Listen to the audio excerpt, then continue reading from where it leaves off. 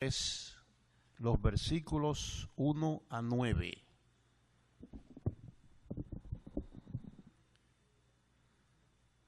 Isaías 53, versos 1 al 9, comenzando en el verso 1, dice así la palabra de Dios: ¿Quién ha creído a nuestro anuncio y sobre quién se ha manifestado el brazo de Jehová?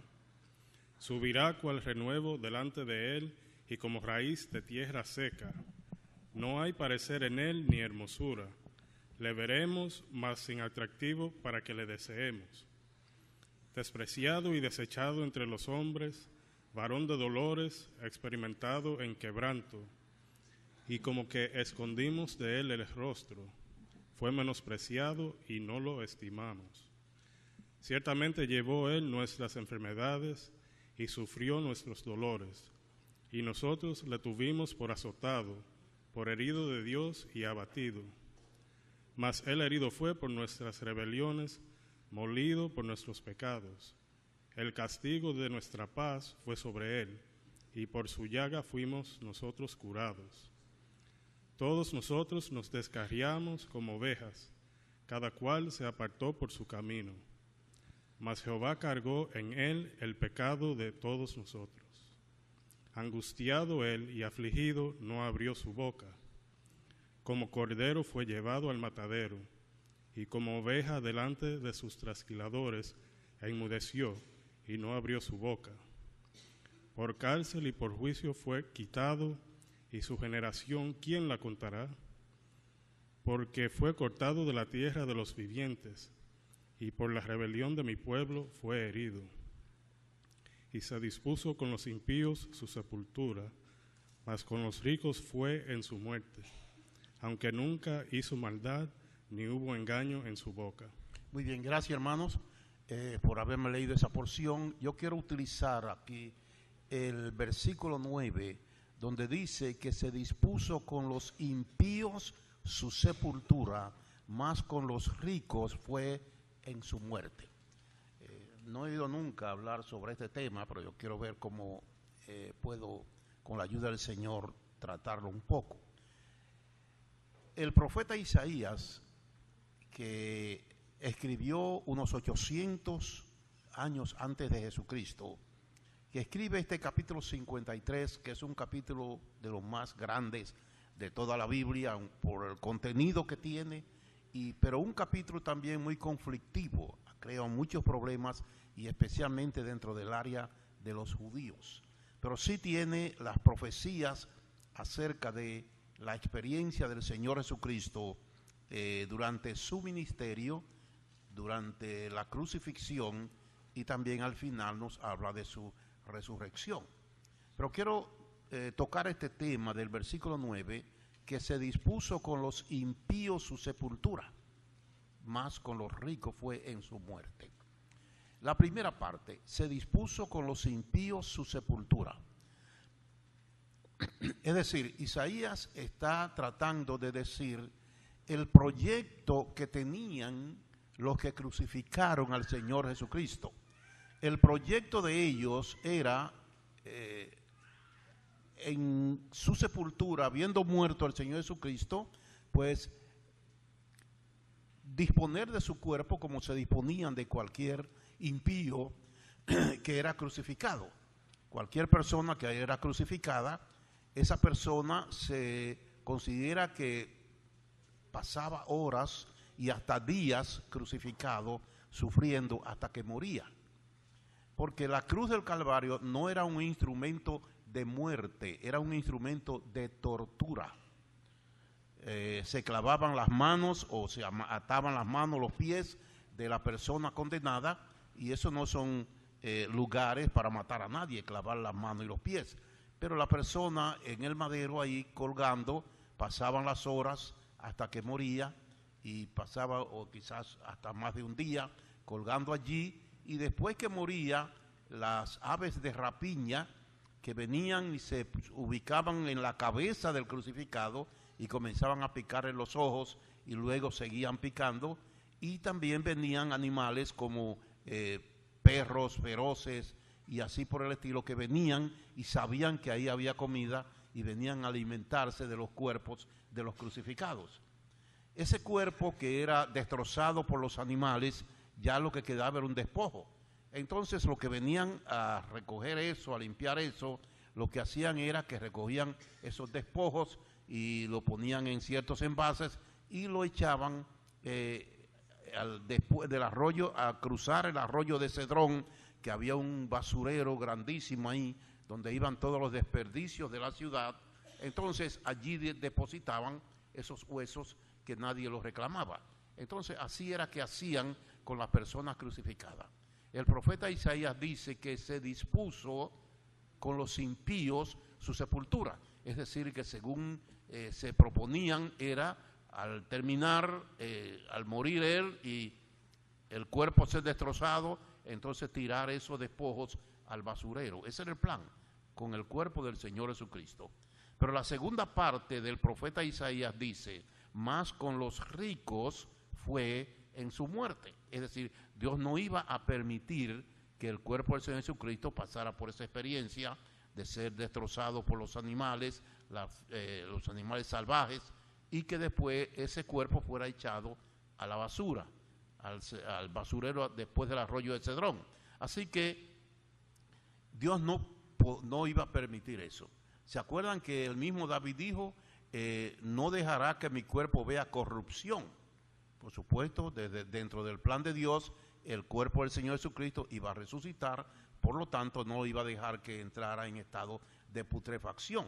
Así que todo eso estaba planeado ya por Dios para el tiempo que el Señor muriera en la cruz del Calvario. Así que cuando pasamos de ahí al Nuevo Testamento, vamos a ir descubriendo qué pasó con la sepultura del Señor Jesucristo y si se cumplió exactamente como lo dijo 800 años el profeta Isaías. Cuando nosotros llegamos al Nuevo Testamento y detrás de esta investigación, llegamos al capítulo 3 del Evangelio de Juan y leemos ahí los primeros 6 versículos.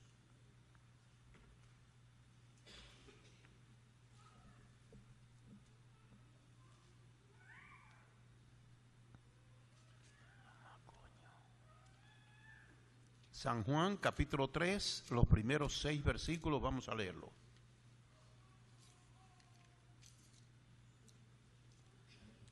San Juan, capítulo 3, versos 1 al 6. Comenzando en el verso primero, dice así la palabra de Dios. Había un hombre de los fariseos que se llamaba Nicodemo, un principal entre los judíos. Este vino a Jesús de noche y le dijo, Rabí, sabemos que has venido de Dios como maestro, porque nadie puede hacer estas señales que tú haces si no está Dios con él. Respondió Jesús y le dijo, de cierto te digo, que el que no naciere de nuevo no puede ver el reino de Dios. Nicodemo le dijo, ¿cómo puede un hombre nacer siendo viejo? ¿Puede acaso entrar por segunda vez en el vientre de su madre y nacer? Respondió Jesús, de cierto te digo, que el que no naciere de agua y del Espíritu no puede entrar en el reino de Dios. Lo que es nacido de la carne, carne es, y lo que es nacido del Espíritu, Espíritu es. Muy bien, ahí tenemos esta segunda porción que queremos usar en este momento, y tiene que ver con la visita que Nicodemo le hizo al Señor Jesucristo, una porción famosísima que se ha escrito muchísimo de ella, se ha dado muchísimas explicaciones sobre esta porción. Juan es el que se encarga de presentarnos este cuadro tan importante en el Nuevo Testamento. Y viene este hombre, Nicodemos, que era un principal entre los judíos. Nicodemos era un personaje distinguido dentro del pueblo de Israel como el maestro de Israel. El Señor se lo dijo así en el versículo 13. ¿Eres tú el maestro de Israel y no sabes estas cosas? Es decir, que era un hombre distinguido en cuanto a enseñanzas al pueblo de Israel. Era un hombre también que pertenecía posiblemente al Sanedrín, a la corte suprema de Israel. Y también era un hombre que tenía una asignación dentro de esa posición de investigar las personas que salieran diciendo que eran profetas, que salían con grupos, y así él tenía la responsabilidad de investigar esas personas, de saber quiénes eran ellos. Así que todo esto tiene que ver a favor de Nicodemo. ¿Se acuerdan ustedes en el capítulo 1 de Juan, cuando fueron a interrogar a Juan el Bautista, que le preguntaron, ¿eres tú el profeta? Juan dijo, yo no soy. ¿Eres tú el Mesías? No, nada de eso. Entonces ellos dijeron, los que fueron a interrogar a Juan, le dijeron, dinos quién tú eres para que nosotros le informemos a los que nos mandaron. Es decir, ahí está el equipo investigador que se le asignaba cuando salía un personaje diciendo que era alguien, que era un profeta y que era alguien. Y ahí estaban interrogando a Juan. Y sabemos que cuando el Señor Jesucristo andaba predicando, siempre habían algunos infiltrados en el grupo que le hacían preguntas para crearle problemas, que lo criticaban, pero estaban buscando información porque tenían que llevársela a quienes lo mandaron a hacer esa investigación. Es decir, que había un equipo de investigación de cualquiera que se levantara diciendo que era alguien. Este hombre, Nicodemos, que se supone que fuera por algo que dijo, era el encargado de ese equipo, viene a Jesús de noche. Y se ha especulado mucho las razones por qué vino de noche. Algunos dicen que era para que no lo vieran sus compañeros, él vino de noche escondido, otro que era porque no tenía tiempo, y así cada uno expone una situación diferente. La otra pregunta es, ¿a qué vino Nicodemo donde el Señor Jesucristo?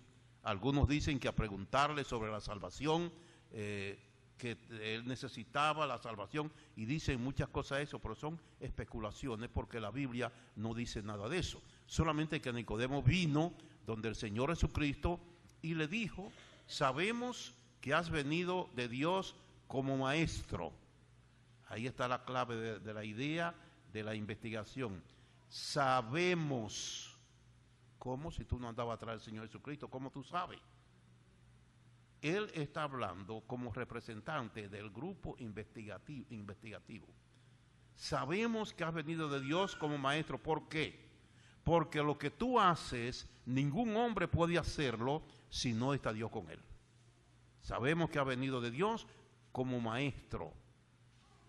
Otras versiones de la Biblia que estuve revisando dice que has venido de Dios para enseñarnos, pero no cambia la idea. Le dice eso, sabemos de Dios como maestro. Y el Señor Jesucristo le contesta, y muy interesante, algo que Nicodemo no vino a preguntar eso. El Señor le dice, mira Nicodemo, si no nace de nuevo, no puede entrar al reino de Dios. Pero Nicodemo no le vino a preguntar a él de eso, de nacer de nuevo, nada de eso. Nicodemo solamente le ha dicho, hasta donde está escrito, sabemos que ha venido de Dios como maestro, porque nadie puede hacer las cosas que tú haces si no está Dios con él. Y el Señor le sale y dice, Nicodemo tiene que nacer de nuevo. Si usted tiene un poquito de cuidado al leer, va a encontrar que hay una regla en gramática que se llama sintaxis. Es decir, cuando usted viene leyendo una porción y hay algo ahí que no cuadra con lo que usted viene leyendo, se rompió la sintaxis, porque algo salió que no está relacionado con lo que usted está diciendo.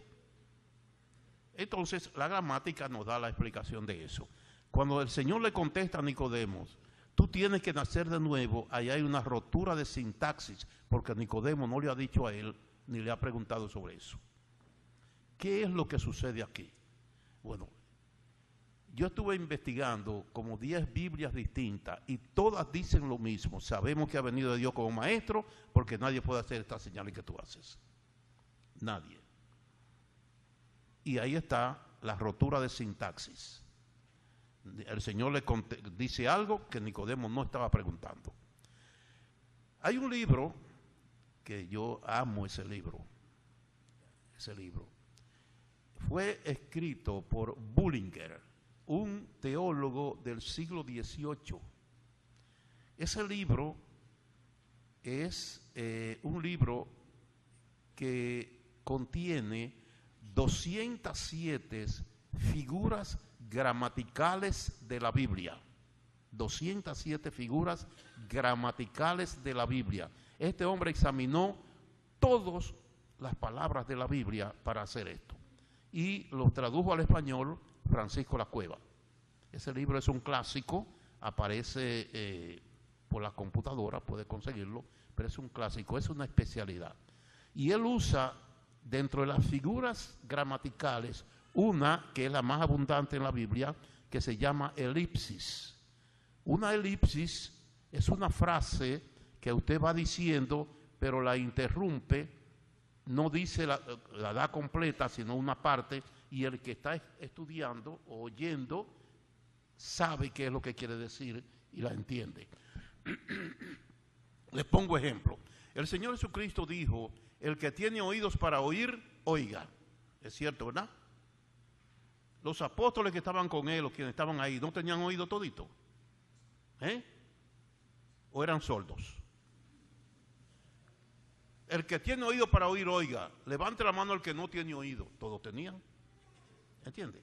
Esa es una frase elíptica, contiene una elipsis. El contenido exacto es: el que tiene oídos para oír y obedecer lo que oye, que oiga. ¿Se entiende el cambio ahora? Todos tienen oído, pero obedecen todo lo que oyen. Se parecen a nosotros. El que tiene oídos para oír, oiga. El que tiene oídos para oír y obedecer, esa parte falta, lo que oye. Pero el que en aquel tiempo ellos la entendían. Pues trayendo esa idea a lo de Nicodemo, cuando él vino donde el Señor Jesucristo, siendo que él era el maestro de Israel y una de sus materias famosas era el reino milenario de Jesucristo, o del Mesías más bien, viene y le dice al Señor Jesucristo: sabemos que has venido de Dios como maestro. La elipsis ahora es: por eso he venido para que me hable del reino de los cielos. ¿Qué le contesta el Señor Jesucristo? El que no nace de nuevo no puede entrar en el reino de los cielos. ¿Usted ve ya el elipsis desaparece? ¿Usted nota cómo desaparece la elipsis? Nicodemo vino a averiguar sobre el reino de los cielos. Cuando el Señor le dice: mira, tiene que nacer de nuevo, Nicodemo no entiende lo que el Señor le dice y comienza a pensar: bueno, tengo que entrar bien entre mi madre, nacer otra vez. El Señor le dice: no, eso no es así. Pero él vino a preguntar sobre el reino de los cielos. Habla mucho de que Nicodemo se convirtió. Nicodemo no dice en ningún sitio que se convirtió, no lo dice. Así que ahí está la entrevista, lo que el Señor le dijo en el versículo 13. Todavía Nicodemo no entiende lo que el Señor le dice. Y el Señor le dice: Nicodemo, ¿eres tú el maestro de Israel y no entiende esto? ¿Por qué no lo entiende? Que tiene que nacer de nuevo. Porque al judío no se le enseña en ese tiempo que tenía que nacer de nuevo. Porque él era judío. ¿Para entrar a qué? Si él era judío, no tiene que nacer de nuevo.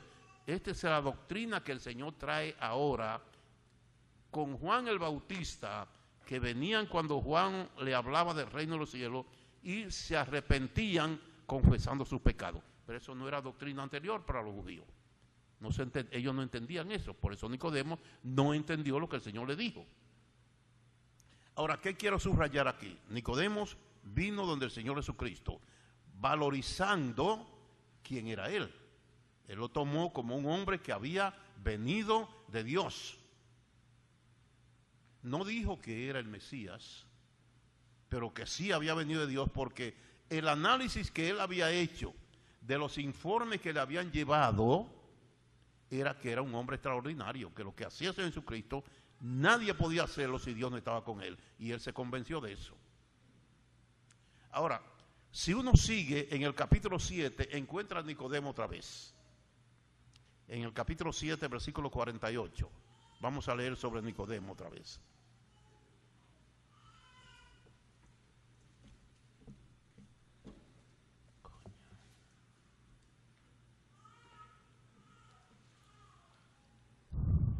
San Juan capítulo 7, verso 48, dice así: ¿acaso ha creído en él alguno de los gobernantes o de los fariseos? Mas esta gente que no sabe la ley, maldita es. Les dijo Nicodemo, el que vino a él de noche, el cual era uno de ellos: ¿juzgará acaso nuestra ley a un hombre si primero no le oye y sabe lo que ha hecho? Respondieron y le dijeron: ¿eres tú también Galileo? Escudriña y ve que de Galilea nunca se ha levantado profeta. Muy bien, ahí tenemos el otro encuentro de Nicodemo. Allí viene él y están tratando para hacer preso al Señor Jesucristo, y él, que sabía leyes, le dice a esa gente: mire, nuestra ley no permite que se haga preso a nadie sin que primero se investigue qué es lo que ha pasado, que él puede explicar lo que ha pasado. Entonces ellos se viran y le dicen: ¿acaso tú lo estás defendiendo a él? ¿Eres tú Galileo también? Pero ahí está Nicodemo otra vez tratando ahora de defender al Señor Jesucristo, siempre tomando en cuenta que este hombre, el Señor Jesucristo, había impactado en la vida de Nicodemo como un hombre enviado de Dios, pero nunca dijo él que era el Mesías, uno que había enviado de Dios. La tercera vez que encontramos a Nicodemo está en el capítulo 19 de Juan. Vamos a leer allí en el capítulo 19 del Evangelio de Juan.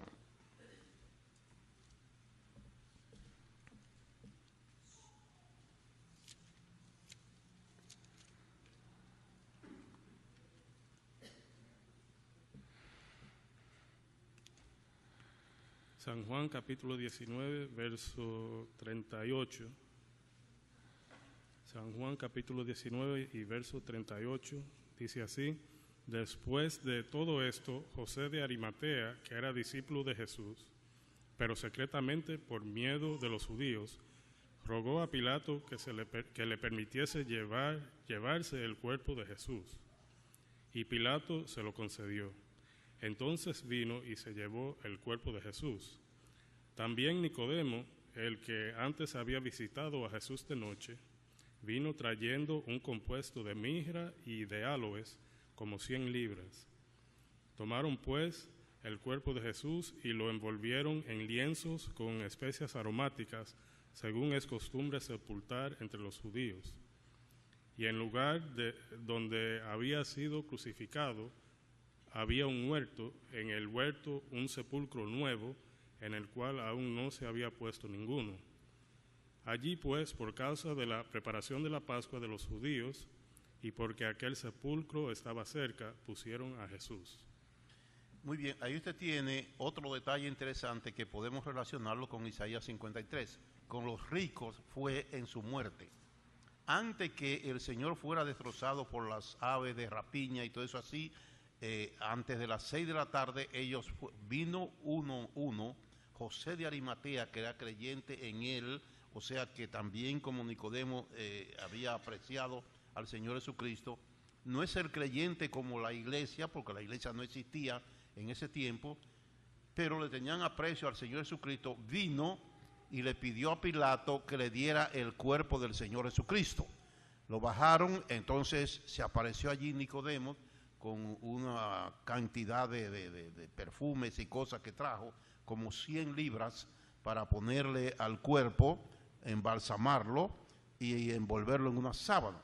Nicodemo trajo esas especias que dice como 100 libras. Según los cálculos, ahí en esas 100 libras de esas especias se invertiría un equivalente a $3,000. En ese tiempo, el equivalente a $3,000 en ese tiempo era muchísimo dinero, ya que el salario de un hombre diario era un denario, el equivalente a 16 centavos de $1. Es decir, que $3,000 es demasiado.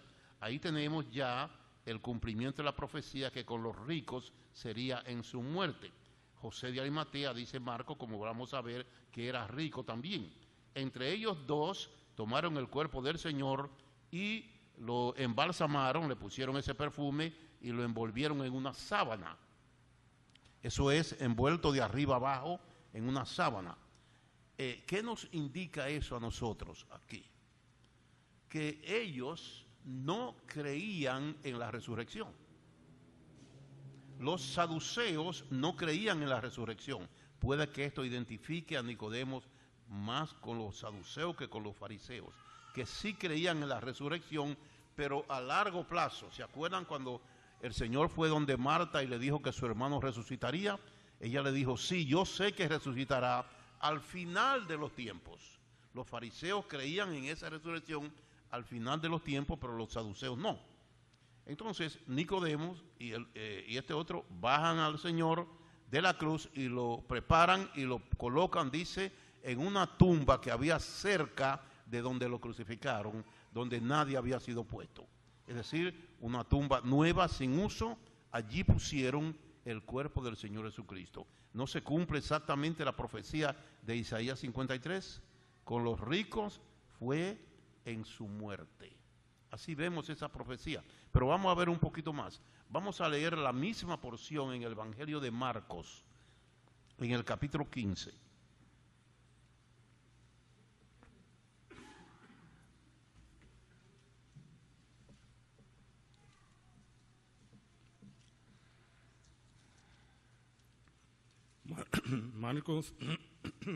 Marcos capítulo 15, verso 42, y dice así: cuando llegó la noche, porque era la preparación, es decir, la víspera del día de reposo, José de Arimatea, miembro noble del concilio, que también esperaba el reino de Dios, vino y entró osadamente a Pilato y pidió el cuerpo de Jesús. Pilato se sorprendió de que ya hubiese muerto, y haciendo venir al centurión le preguntó si ya estaba muerto. E informado por el centurión dio el cuerpo a José, el cual compró una sábana y quitándolo, lo envolvió en la sábana y lo puso en un sepulcro que estaba cavado en una peña, e hizo rodar una piedra a la entrada del sepulcro. Muy bien, ahí tenemos a José de Arimatea, que dice que entró osadamente donde Pilato, quiere decir no públicamente, sino buscó la forma de entrar oculto donde Pilato para pedir el cuerpo del Señor, y Pilato se lo dio, y entonces él hizo lo mismo y lo puso en una tumba y le puso una piedra, era una rueda de piedra grande que rodaban y la ponían en la puerta de la tumba. En aquel tiempo esa era la práctica. Ahora miremos Mateo capítulo 27, el mismo cuadro, pero hay un detalle interesantísimo aquí.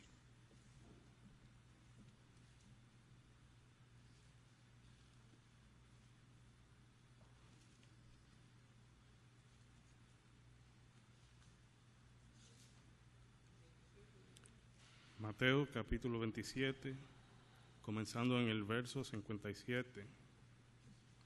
Dice así: cuando llegó la noche, vino un hombre rico de Arimatea, llamado José, que también había sido discípulo de Jesús.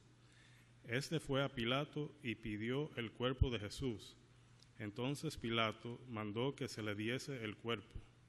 Y tomando José el cuerpo, lo envolvió en una sábana limpia y lo puso en su sepulcro nuevo que había labrado en la peña. Y después de hacer rodar una gran piedra a la entrada del sepulcro, se fue. Muy bien, ahí tenemos otra porción que nos da unos detalles muy interesantes. Aquí nos dice que José de Arimatea, que era rico y miembro del Sanedrín, dice discípulo de Jesús. Es decir, que él aprendía también cuando el Señor estaba enseñando. Este hombre vino osadamente, dice Marcos, y vino a pedir el cuerpo de Jesús. Y lo envolvió en una sábana y lo puso en, nótese ahora lo que dice, lo puso en su sepulcro que había cavado. ¿Te nota ese detalle? Ese sepulcro que había ahí era de José de Arimatea. Ahora la pregunta es esta: de la ciudad de Arimatea, de donde estaba la cruz, el lugar de crucificar, la ciudad de Arimatea quedaba a unas, creo que 30 kilómetros. Y la pregunta que surge ahí es, ¿quién va a vivir en esta ciudad y va a hacer una tumba en otra ciudad? ¿Usted no cree como que no tiene lógica? Siempre uno busca que sea en el área donde uno vive, en la ciudad, en los cementerios que queden cerca, pero no ir a otra ciudad a comprar una tumba, hacer una tumba. La otra cosa que dice, en una tumba que él había hecho. Ahí se detiene uno. ¿Qué pasó aquí? ¿La mandó a hacer o la hizo él mismo? Esa es la pregunta. Y después de todo eso, ¿por qué este hombre hizo eso? De hacer una tumba lejos de la ciudad donde vivía, y si la hizo él mismo, ¿cómo fue esto? Bueno, no se olviden que estamos tratando de descubrir el cumplimiento de una profecía que Dios había determinado lo que iba a suceder. Y Dios venía trabajando con Nicodemos y con José de Arimatea para hacer ese trabajo, para cumplir esa profecía de Isaías capítulo 53. Pero hay algo interesante aquí también.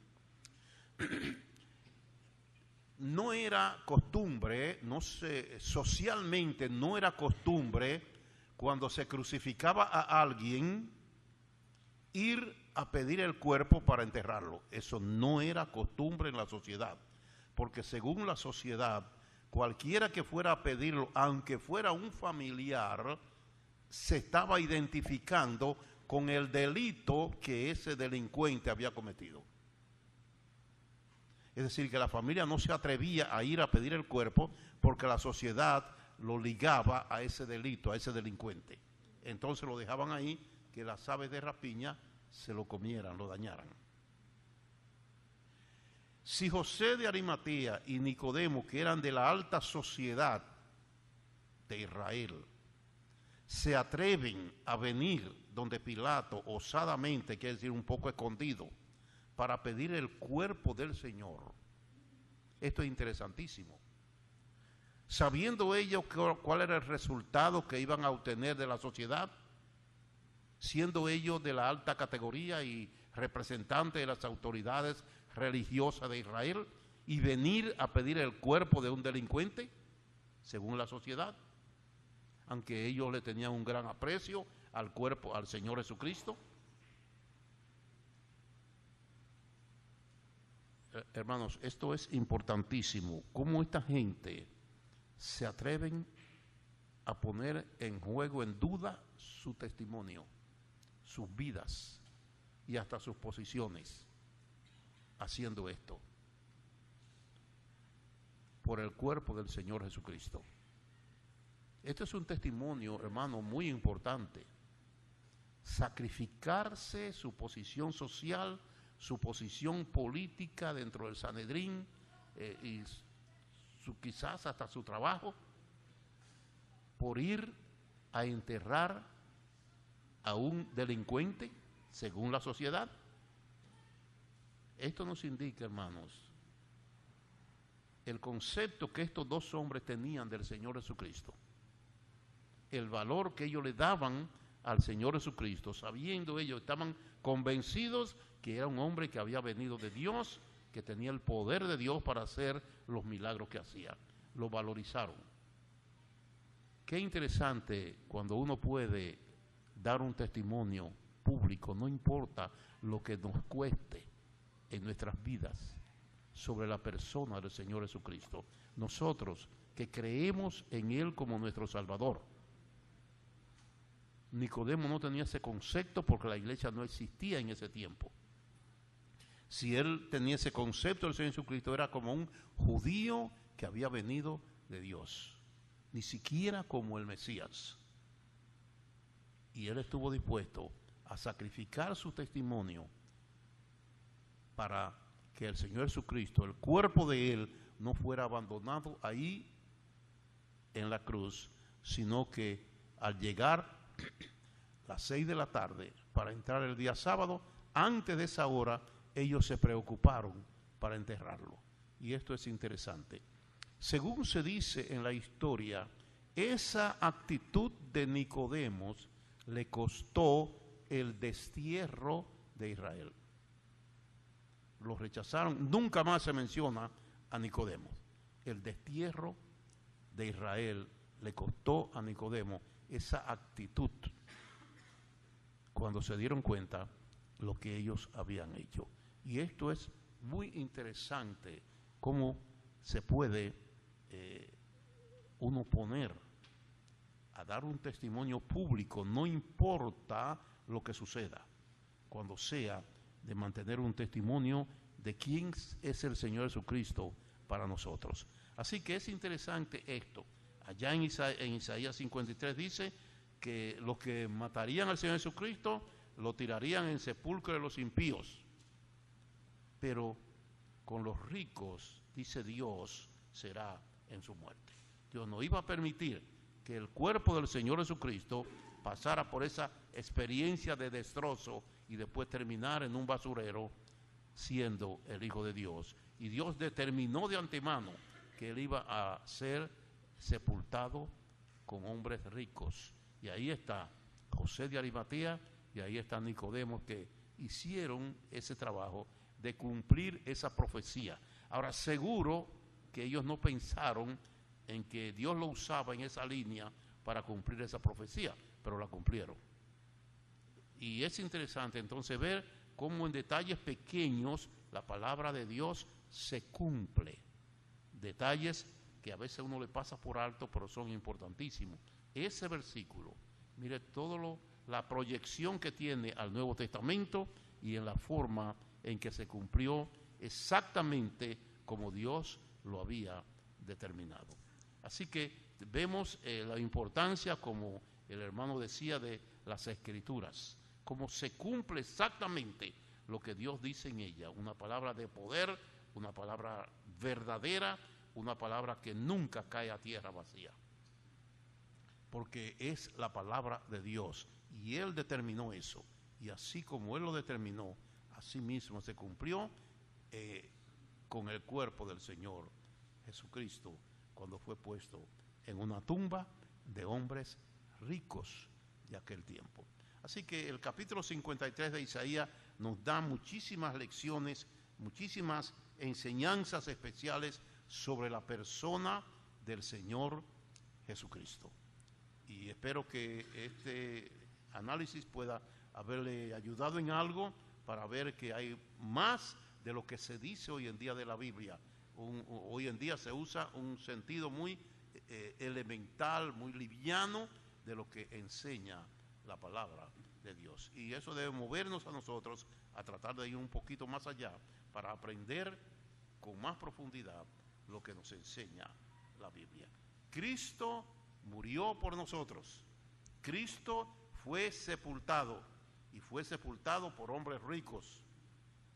En su muerte fue sepultado por hombres ricos.